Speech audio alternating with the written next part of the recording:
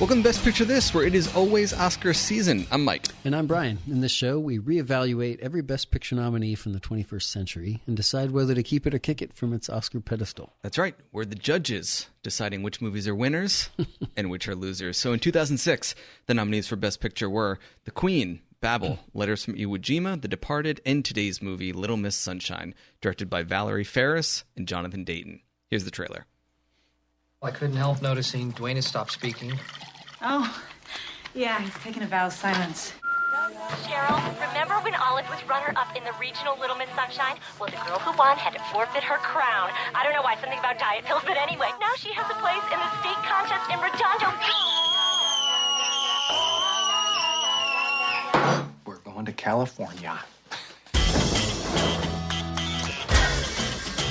There are two kinds of people in this world, winners and losers.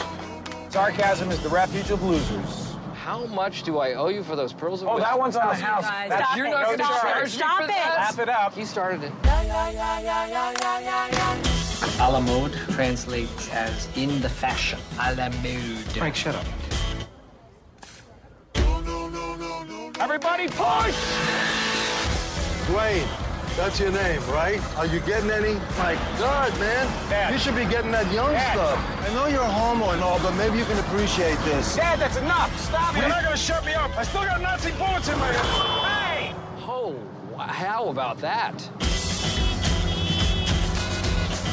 Stuck or something. Try pulling in front of you. Oh, jeez, I'm being pulled over. Everybody, just pretend to be normal.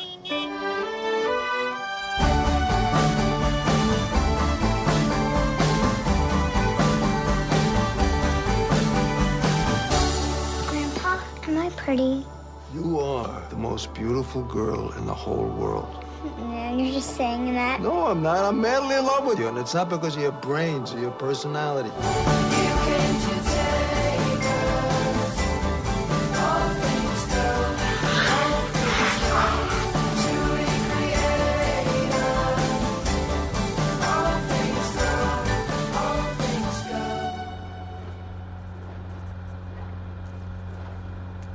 Where's Olive? I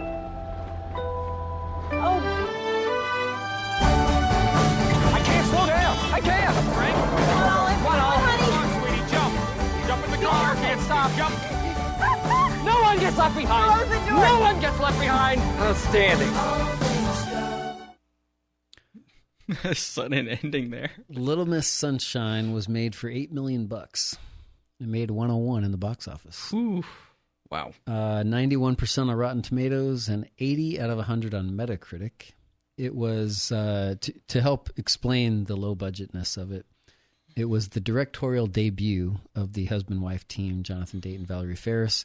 It was shot in 30 days. It was written by a first-time screenwriter Michael Arndt, who went on to win the Best Original Screenplay for this movie. His first screenplay that was ever written or bought. Not the first one that he probably ever wrote, but first one that was ever bought. Alan Arkin won Best Supporting Actor. And the movie also won the Screen Actors Guild Award for Outstanding Performance by a Cast in a Motion Picture. So in this show, we are going to ask each other 3 questions, guaranteed to produce golden takes. We will then talk trivia and the big reveal, keep it or kick it. My first question to you, Brian. Nathan Rabin, AV Club. He says, it helps to have a cast stocked with ringers, with the chops to play comedy as drama and drama as comedy. So my question to you is, did you have a favorite actor in this ensemble, and why? Whew. I really love this ensemble, actually. I mean, I think the SAG award is pretty well warranted, although I'd have to look at all the other nominees. But yeah, an ensemble award seems fair here, right? Well, there's really not one particular person you would say that's the main character. It's kind of the idea of this. It's a road trip movie, with lots of people in it. Yeah, they all have these great moments. I think that maybe Greg Kinnear's character I relate to a lot because I'm like a middle-aged dad with like a teenager and a 7-year-old with white Reeboks and high socks and the pleated shorts, big sleeved Hawaiian shirts. with like, you know, I don't know. I related to his character in several moments. Like I've always had the dream to like write a great novel, you know, and it's so discouraging sometimes when it doesn't work out. So when his dream seems like it's failing, I don't know, it's very poignant parts of this movie, but all the characters have great devastation moments in them. And I think that's one thing that all those devastation moments are really convincing to me. Whether all of the resolution kind of attempts are all as successful on this watch, they were a little bit less to me, but the devastation moments hit hard and they were all great. And one thing I realized is the poignancy moments, I think maybe work because for the most part, everyone's mean to each other in this movie. It's like a Seinfeld episode. Yeah, kind of. Everyone's got an attitude. Everybody's mean to everybody. Lots of so the sarcasm. rare times that they're nice to each other, then it hits, which is a little bit of a screenwriting trick, I think. It is. But fair enough. I mean, if it works, it works. I was thinking about this, and I think that Paul Dano is great at being insufferable. You know, there's something about his face. There will be blood. He's so hateable. He's great at being hateable. But Greg Kinnear is kind of the opposite side of that same coin, I think, because Dano is the depressive, annoying kind, and then Kinnear is like the really forced optimism, annoying kind. So I think for me, I was thinking about this. I think that they're all good, but Abigail Breslin is the glue. Brilliant. And for me to say that a kid actor, not only is this the best kid performance of the year, it's not annoying at all. Yeah. Which is the highest praise that I can give for a child performance. Not annoying. The not annoying award goes to... Whenever the movie starts getting a little bit too dark, then she comes in and she's like just the warmth and the light that it needs. There's a heaven? It's like, it's such a perfect little like throw, almost like it's a 20-second moment. She's asking about if there's a heaven, and she's asking Steve Carell's character, who, by the way, almost feels like the everyman, like the one we can relate to the most easily. But he's the one who's he's the straight man, but he is the gay Proust scholar who tried to commit suicide. That he's like, in some ways, he is seen as the most outcast of the family. You know, I guess they're all outcast. He's the biggest loser of the Losers Club. Exactly. Yeah. That's how he's kind of, his character is seemed to be. But yet he's the one who kind of is like rolling his eyes at Greg Kinnear. He's like, why the heck is he doing a vow of silence? He's sort of the one who seems to be relatable. It's kind of strange. Yeah, and one weakness that I found on this watch was the suicide thing that they bring up early. They introduce this as kind of a major event. I think the first shot is him sitting at the, I don't know, recovery center, hospital, whatever it is. His introduction is, Yeah. Does that pay off though? I mean, this is not my next question, just casual conversation, you know. I don't. You can't spend a question like that.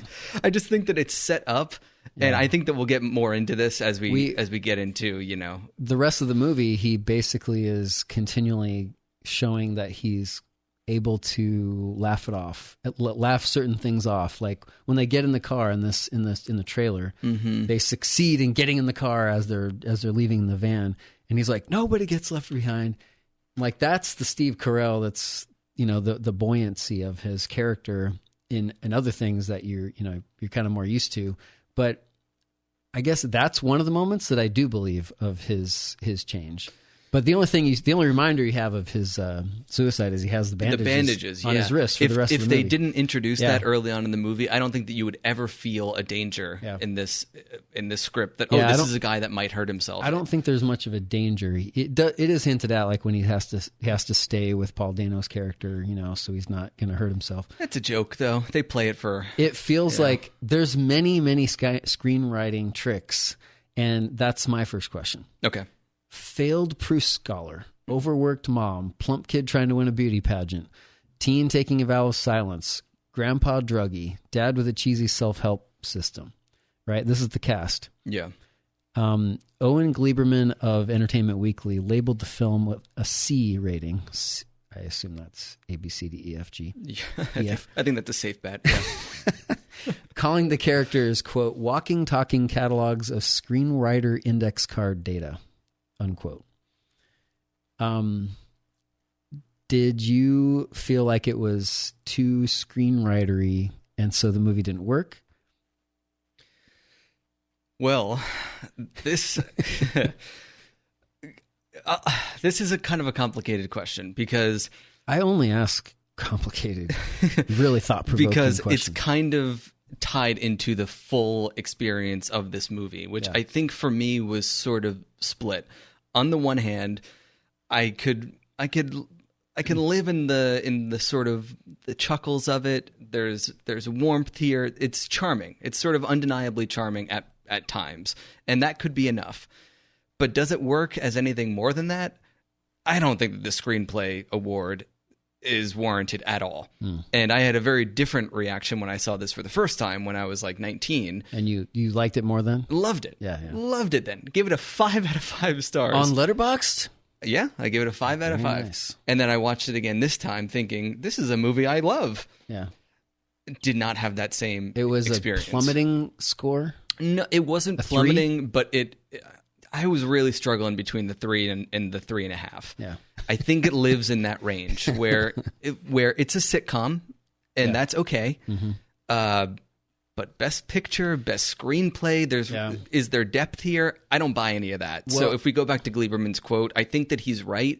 I don't think that it's offensively bad. It doesn't annoy me, but you can see the tricks. So I think that this is an example of a first-time screenwriter using all the tricks. There's no doubt about that. In fact, when I watched this, and I saw an interview afterward with him, like at some bookstore when he was giving an interview, and he said he basically was telling the formula of using it. And I thought that was really interesting because here's the thing. He's using all these tricks. So does everybody else. Some of these, yes, are kind of over the top and more obvious. But to me, this movie there's a nostalgia to this. This was sort of like an intro like I started reading screenplay books after watching this movie. Okay. Because I was so taken with the idea that, wait a minute, he's following this formula. And formula sounds like such a bad word. You know, it's like formulaic. That means it's going to not work. Yeah. But the formula is formula for a reason. Yes. So there's that. But you need to be able to hide it enough to where people are not aware of it on the surface. Well, to me, there are certain things that they do in the movie, like with the shooting of it, that almost like say, you know what? We're doing all this formula stuff, and we're not trying to hide it. I kind of, on this watch, as I was thinking, because I was kind of nervous going back to watching it that I wasn't going to like it as much. I was nervous. And then when I watched it, the emotional payoffs that I remembered loving, they all still worked again for me. Really? They did. Well, that's interesting. Every time they still worked. And that again, it's sort of like, wait a minute, how can this guy who is he took a year off and wrote 10 screenplays. That was his plan. Wow. And this was one of them. And it launched his career. He became, he wrote episode 7 with Lawrence Kasdan, Star Wars episode 7. He wrote Toy Story 3. Jeez. He became a big deal. Pumping out a screenplay a month almost. Well, that was to get noticed. Yeah. And this was the one that got noticed. But the thing is, so there's a shot early on in the movie. There's several that are like this. I'll use one example. When Greg Kinnear is talking to Olive face to face, he's like, are you going to be a winner if you go to this? And if you look in the background, the rest of the cast is set up in an almost comically organized way. Like they're supposed to be just sitting around the table, right? But they are perfectly spaced. It's like one person, Greg Kinnear's head, another person, Abigail Breslin's head in the foreground, and then another person in the background. They're so perfectly arranged. There's not even an attempt to make it look kind of random.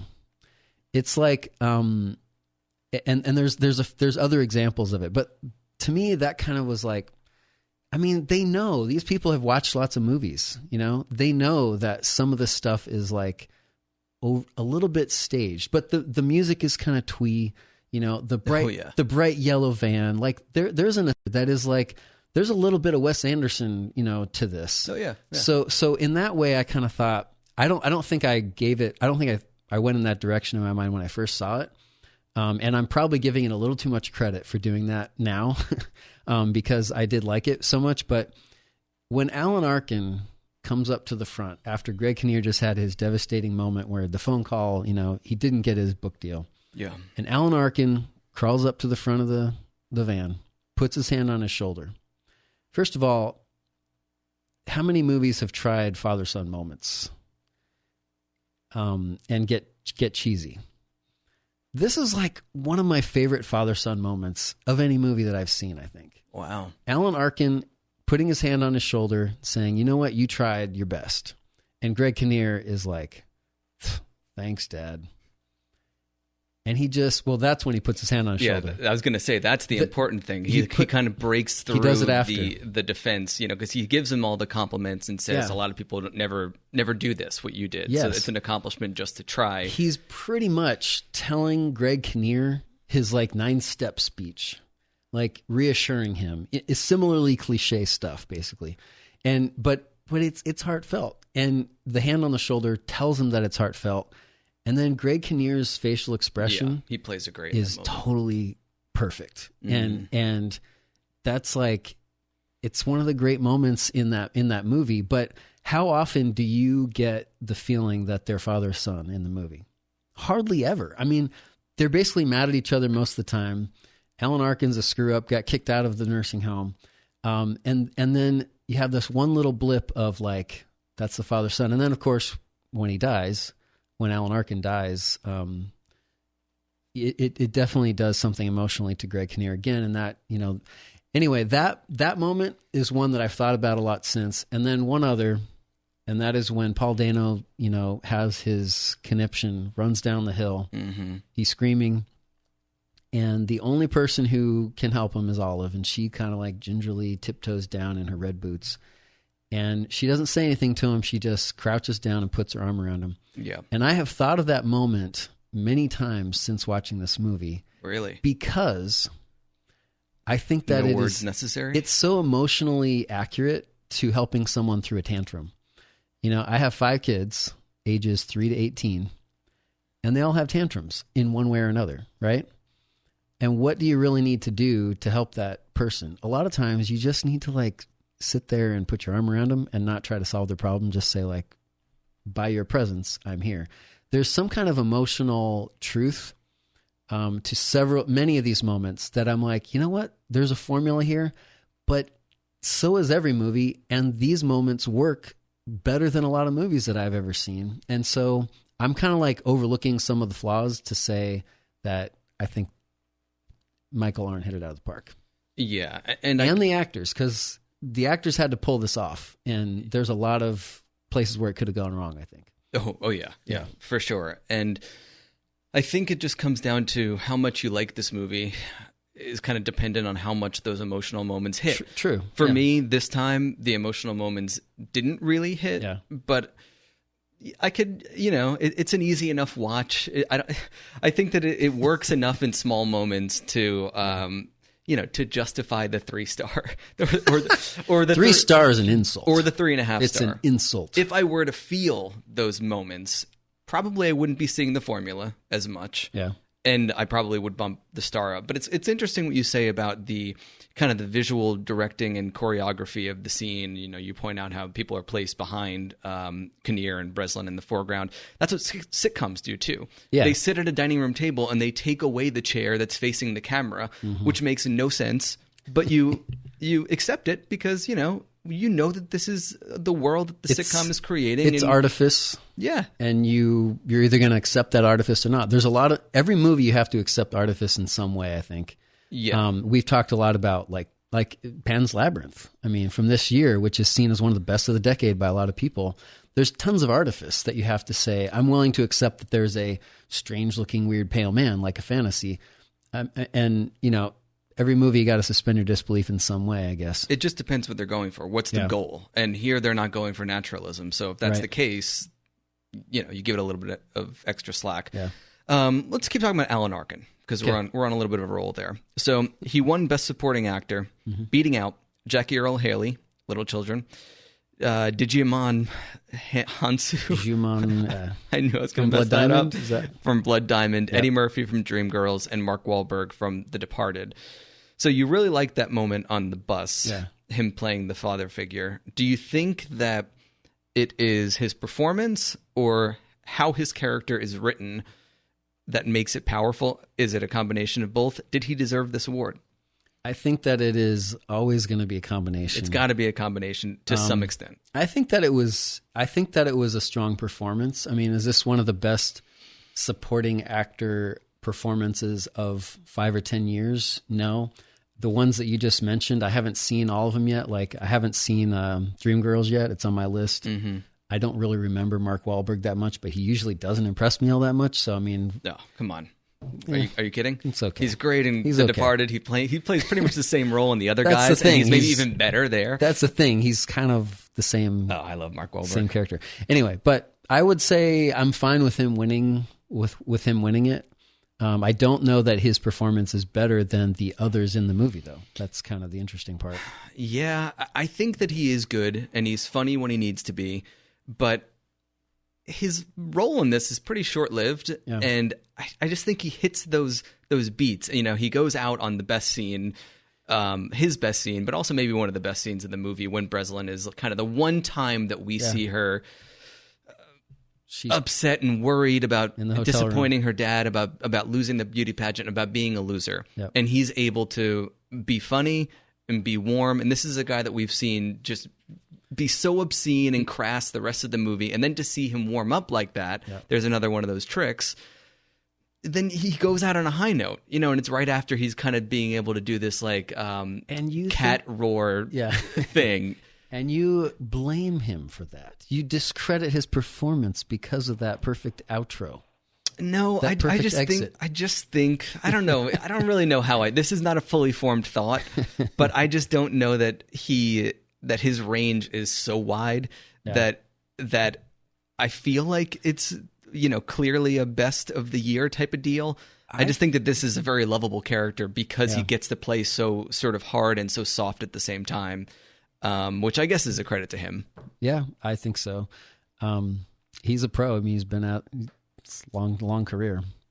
My second question to you is about Abigail Breslin. So not annoying at all in this movie. Yep. It's so firmly established. I love the beginning, the super close up where she is like watching the Miss America pageant, and then there's many good moments since then which we've mentioned. So tell me whether she does it better than the following kid actors. Okay. Henry Thomas, E.T. No. I would say it's better than Henry Thomas. When was the last time you seen E.T.? It's been a little while, but there are some scenes there where, man, he's just crushing it. Freddie Highmore, Finding Neverland. Yeah. Better than that one? Yeah. Is that what you're saying? Okay. Macaulay Culkin, Home Alone? No. Haley Joel Osment, Sixth Sense? No. Jodie Foster, Taxi Driver, does that count? That doesn't really count. She's a 12? little older. Yeah. No, I'm going to say no. I would say that her performance is my favorite out of any of those in this movie. Okay. Did you already ask your second question? I did, but I've got a third. Okay, go ahead. All right, so I'm going to read you a quote from the movie, then ask you a question about it. Mm-hmm. And the quote is from Paul Dano, who's talking to Steve Carell on a pier after he just found out that he won't be able to be a pilot like he's always dreamt because he's colorblind. And for your sake, don't worry, I cleaned up this quote to make it PG. I appreciate that. It goes as follows. Forget beauty pageants. Life is one freaking beauty pageant after another. School, then college, then work. Forget that. And forget the Air Force Academy. If I want to fly, I'll find a way to fly. You do what you love and forget the rest. Then Steve Carell seems proud. A lot of cleaning up. Nice job. It was. And he tells him, you're smarter than you look. My question to you is he? Is he smarter than he looks? Is that a smart thing to say? To me, that is one of the weakest emotional moments of the movie. It's the worst moment of the movie. That one is a trying too hard to resolve a lot of things. I think that what makes this movie strong, the ending strong, is, and there were some alternative endings that I watched that were horrible that they thankfully did not go with. They tidied things up way more than they did. The fact that everybody drives away and their lives still are terrible is kind of partly what makes it feel legitimate to be a Best Picture nominee to me. Like, it's not trying to just wrap everything all up. But this is one of those times where they kind of are trying to wrap it up. And this time around, the reason that it maybe fell a little bit in my estimation this time is because I felt more like there were more wrap-up attempts than I had sort of recognized in previous watchings. Mm-hmm. Okay. So I think that Steve Carell coming around is pretty believable. I think that Toni Collette feeling like she's kind of sympathetic to her husband who just lost his dad, that's believable. But how much does that mean their marriage is going to be better? Yeah. I think the movie wants you to think that it's actually going to be better. I think that's a little bit of a false note that the movie tries to paint. So anyway, there's some hits and misses on that front. Not only that Paul Dano rebounds so quickly from his meltdown to this moment, I think makes this the worst moment of the movie, but just spewing these platitudes. Yeah. You do what you love. Forget the rest. Yeah. First of all, what does that even mean? School, then work, then whatever. School, then college, then work. Basically, like any responsibility, I hate it. Yeah. These are the kinds of things that teenagers think are deep, and I'm not excluding myself from that, because when I was a teenager, I saw this, and I remember I was like, yeah, with this scene. That's right. And I remember, I thought that this movie was having like a real conversation with suicide, and I thought that it was important that Steve Carell was doing drama here, and there were a lot of those things that I thought gave the movie weight when I saw it the first time were not there at all for me this watch. I guess now I'm kind of backtracking a little bit, but do you think that Michael Arndt and the directors want us to be like, yeah, Paul Dano, you are right on the money there? Or are we trying to be more in Steve Carell's point of view, saying like, okay, yeah, you're being a teenager, but, don't give up on all the suffering. He's trying to make it a joke, like, it's okay. I don't know. Which one are we really supposed to identify with? We're identifying with Steve Carell for a lot of the movie.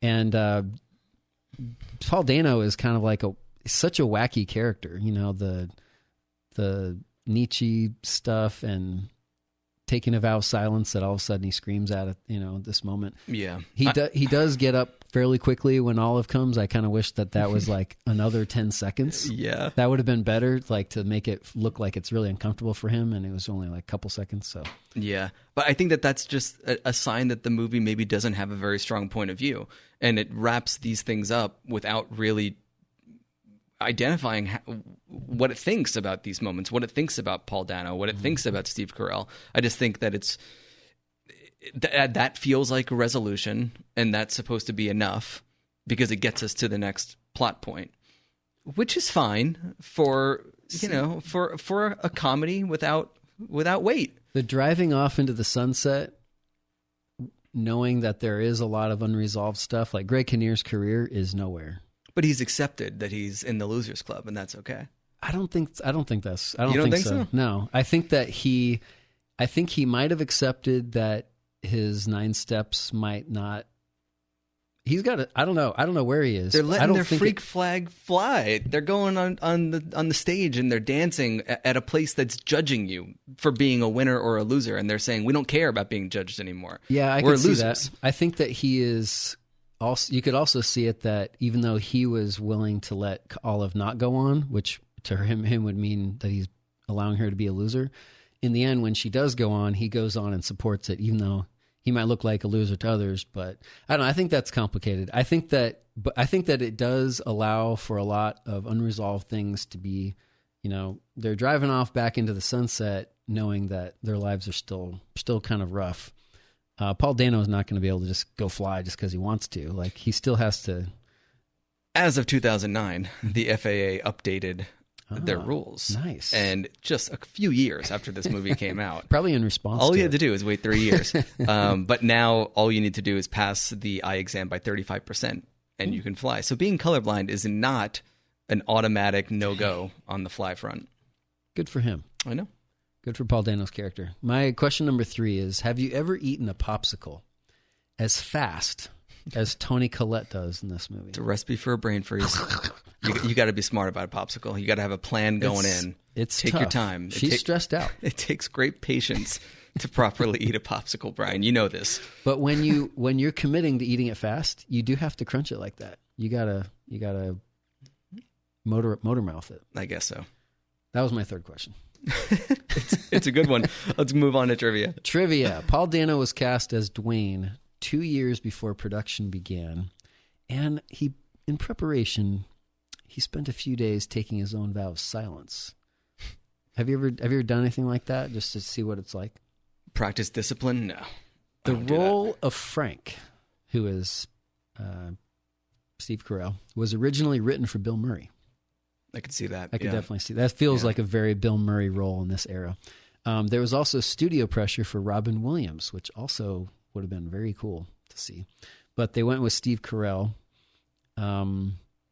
Michael Arndt started writing the script on May 23rd, and he completed the rough draft 3 days later. How? Because he took the year off, and he was just like holed up in his apartment in New York City. Yeah, man, whenever I hear stuff like that, I just don't even understand how the time works. But the rough draft could have been very rough. Maybe it was like a 10-page rough draft. Who knows? Yeah, I guess. He initially planned on shooting the film himself by raising several $1,000s and using a camcorder. That's how, this is like a slush pile success story. I know that's one of the cool things about this movie is because of who Michael Arndt is and how it worked. Stan Grossman, did you recognize the name Stan Grossman? I don't know. There's a character named Stan Grossman in Fargo, and Michael Arndt put it in there on purpose as a tribute to the Coen brothers. Oh, nice. And the directors didn't catch it, and he thought it was going to be changed, but they left it in, again, homage. Oh, that's great. That's pretty cool. The script was bought for $250,000. Good for Arndt. He wrote the ending to the film 6 weeks before it was released. And it was released in December 2005 at Sundance, I think. Is that right? Let's see. Breslin spent 2 weeks preparing with a choreographer to make sure she got her moves right. In 2006 in July, Fox Searchlight Pictures invited VW bus owners to a drive-in to promote the movie. There were 60 bands at the screening. Wow, not bad. That's pretty cool. Keep it or kick it, Mike. I think I'm going to have to kick it. Yeah, I know you are. Yeah. I'm going to keep it. I thought this was very profound 16 years ago, and I thought it was pretty weightless. So what you're saying is that I'm sort of in your headspace 16 years ago. Maybe you finally caught up. Maybe I'm getting nostalgia for Arndt living the dream, those emotional moments, Abigail Breslin crying in the hotel, worrying that she's going to please her father. Yeah. Those are just those are like movie gold to me. Made me laugh a lot.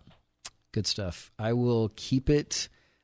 It's definitely starting to get a little crowded in my 06 though. Yeah, it's going to be in the tail end, I think. In the next episode, we will talk about another 06 movie that continues to make a splash among critics, The Children of Men.